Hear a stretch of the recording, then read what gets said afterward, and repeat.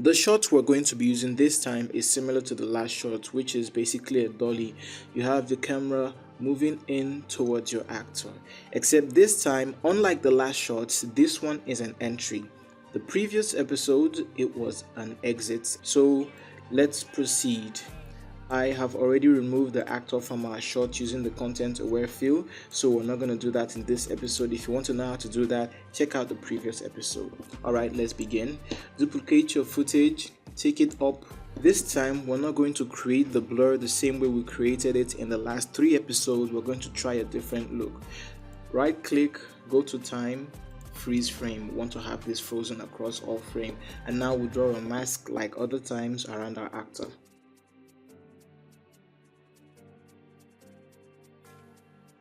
Now that we have the mask around our actor, pre-compose the clip. Ctrl-Shift-C, move all attributes to new comp and name it blur. Hit enter. Now move on to the part where your actor appears in your shot. Trim your blur layer to end there. Press P on your keyboard, hit the stopwatch on your position properties, and move your blur layer to match the position of your actor. And then you go back 2 frames and move the blur layer out of the shot. Trim your clip to end there. Turn on motion blur for your blur layer and go back and preview it.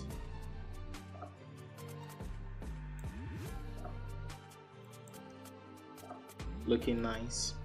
Alright, I'm happy with the blur, but there's this image here. When the keyframe stops, there's an image in front of him. I don't want that image, to just trim it to end there, and we essentially get the same thing without that last image there. Looking good. So in the preview footage that I showed you, the trail was a bit longer, so in order to extend it, I'm going to do the same thing I did in the other 2 episodes. Duplicate your blur layer, hit P to bring out the position properties, then turn it off, and then just move 1 frame to the ending, and then you trim it to start there. You trim the blur layer to start, then you trim the top blur layer to start there, and then you press Ctrl space on your keyboard and type fast box blur, just like the other time. Change the blur directions to horizontal and increase the blur radius, and move him to where your actor is. That is all you need to do. You don't need to do this, but this is just something I did in the other shot. One thing I did for this shot was inspired by the Makkari character in Marvel's Eternals. When she's running, you get to see how she's pushing the wind around her and she's moving, kind of creating like this sonic boom, except it's in front of her. So we're going to do that same thing for this shot. So what I'm going to do is create a solid, name it sphere, hit enter, press Ctrl space, type fractal noise. Now go to your transform settings and reduce the scale of your fractal noise. Ctrl space, fast box blur. Increase the blur radius to 10. Press Ctrl space again and type CC sphere. Increase the radius to make it bigger. Go down to light settings. Increase the light height to 60. Now pre-compose this layer. Press Ctrl Shift C. Name it air. Hit enter on your keyboard. Now change your transfer mode to screen to take off all of the black, and then you press G on your keyboard to draw a mask around the sphere, just to create like the air in specific areas, just around here, and hit M. Change the mask type to subtract, and we have this. Just adjust it to have like a perfect sphere, not too perfect, but that is okay. Press F on your keyboard to increase the feather. The feather makes the edges softer, so increase it a little, and you have this. Now what I'm going to do is animate the position properties for this. You just click on it and take it to match the position. I think it's looking too small, so just increase it a bit.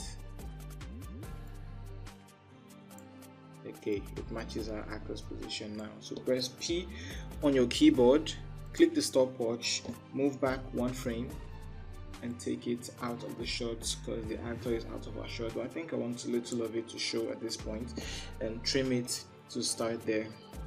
Move forward the next frame, then move forward the next frame, move it to ensure it matches the actor's position, and then since the actor is already there, move forward 2 frames and take it out of the shot.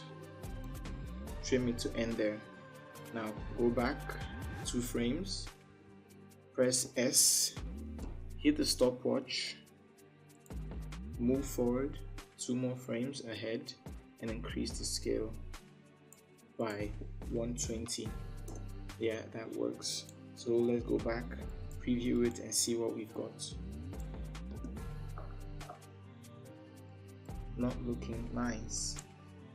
Turn on motion blur. Nope, it takes it out completely. Let's make it softer. So press F on your keyboard to increase the feather properties. This makes it softer. Press Ctrl Space, fast box blur. Increase the blur radius to 5. This makes it very soft. Yeah, I like that. I like that look. Now let's preview it again. I think I'm going to take the scale up to a higher number, so press U on your keyboard and go to the last frame. Press here to go to the last frame, and then select the scale, type 150, so it gets bigger as it goes off. Now let's preview it. Alright, this is looking better than before. For those who want to add dust to their footage, like I said before, you don't necessarily always have to put dust. This ground does not require dust, but for the sake of the tutorial and for the effect, I am going to add dust to this footage. I already have my dust wave here. I got this free from Action VFX, so head over there and download the free assets and buy assets if you want. So drag in your dust, change the transfer mode of the dust to screen. This takes off the black. Press Y on your keyboard, take the anchor point to the base of the dust. Now press S on your keyboard and scale it up to fill a good part of your frame. Take it down. Now preview it and see what it looks like. I want my dust to match my environment, so I think it's too much, so I'm gonna press T on the keyboard and reduce it to 70. I still think the dust is too brown.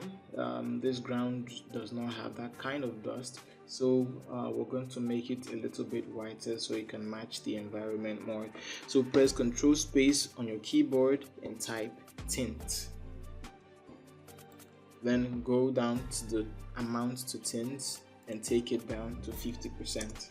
I think the dust is too sharp, so press Ctrl Space, fast box blur, and increase it to 8.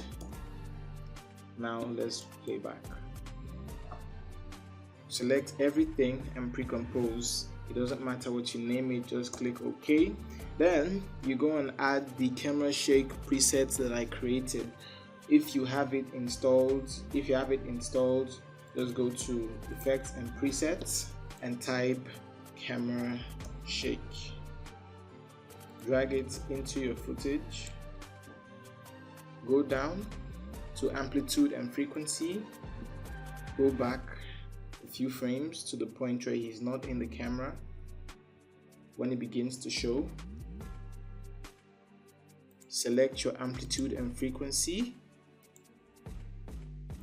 and hit the stopwatch for the slider controls.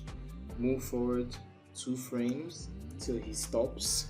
Then take the amplitude to 10 and the frequency to 10. Move forward 2 more frames and take the amplitude back to 0, and frequency back to 0. You do all that and you get this.